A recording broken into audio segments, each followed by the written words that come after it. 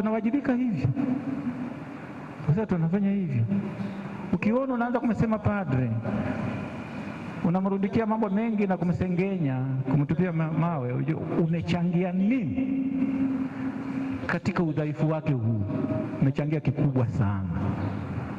Na cha kwanza ujizomee wewe mwenyewe kwanza, na uwe na haya kwamba ninayofanya ni hovyo. Na kwa sababu hiyo nahitaji kumwombea padri huyu, nahitaji kumsaidia ende mbele katika wito wake. Ni wajibu wetu ulivyo nao. Na wazazi wale waliowazaa bado wanasema mtoto hakui kwa wazazi wake. Unaweza kaja likizo ni mkisikia kitu fulani, msare waambie kusema mtoto wewe usiseme unataka kuwa padri wewe. Mbona unaanza kuchepuka? Mbona unaenda kinyume?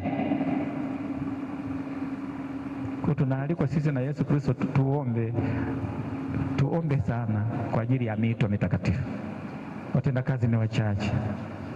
Tuwaombee mashemasi wetu hawa 5.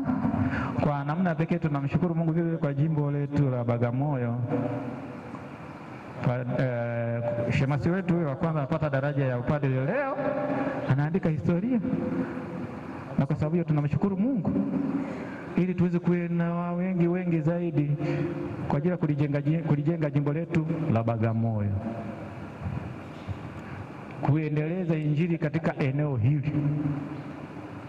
Na tunawapongeza Wasalesiani wa Don Bosco kwa kupata hao mashemasi 4 wanaopata daraja ya upadre leo. Yote haya ni mapenzi ya Mungu. Wako kanisani. Wasalesiani wana parokia moja Bagamoyo, huenda mmoja taenda kule Kinondo, hatujui. Kwa hiyo tunamshukuru Mungu katika hili, na tunawapongeza na tunamshukuru Mungu kwa makuu anayotutendea siku ya leo. Na tunavyomshukuru Mungu, na sisi tunamshukuru kwa wito wetu tulio nao, lakini tukitambua kwamba wito mkuu ni kuwa watakatifu. Leo tunapoadhimisha sakramenti hii ya daraja takatifu ya upadre, na tunapokumbuka wito wetu sisi wenyewe na kujitathmini vizuri, tuangalie mbele kwamba tunaombea siku moja tunakutana wote mbinguni. Na pengine kwa sababu ya umoja wetu tulio nao kwa kazi tunayoifanya, tukawekewa nafasi, wakasema kwamba wale watu wa Bagamoyo njoo mkae hapa, mna nafasi. Watafurahi sana, itakuwa shangilio kubwa kwamba walikuwa na umoja. Tusaidiane kwa mapadri, tulinde urika wetu. Ukisoma kitabu cha Mwanzo sura ya 4 aya ya 9, Mungu anamuuliza Kaini, ndugu yako yuko wapi? Sijui aliko mimi, kwani mimi ni mlinzi wa ndugu yangu. Na kwa sababu hiyo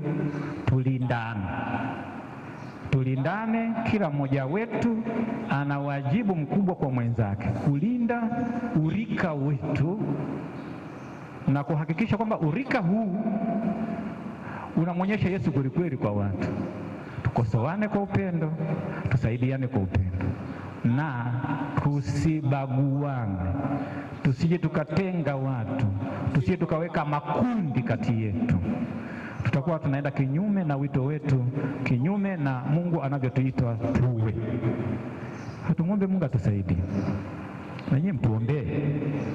Pamoja na mashangilio yote haya, mnashangilia siku ya kwanza, lakini ya pili mnaanza kusema yaone sasa. Mtuombee kwa daima na mtusaidie kwa daima, ili mwishoni kabisa tuseme kwamba tumeilinda imani na mwendo tumeumaliza, tunaweza tukapokelewa mbinguni, ili tusije tukaaibika kwa yale ambayo Mungu ametustahilisha tu. Ni vyombo vya udongo sisi, lakini kwa neema ya Mungu tumebeba makuu ya Mungu, mafumbo ya Mungu, tusije tukayaangusha. Na Mungu awe na sisi daima. Tumsifu Yesu Kristo. Mungu ni mwema kila wakati. Na sasa nitawasomea sasa ile homilia iliyoandaliwa na kanisa hawa mashemasi na sisi wote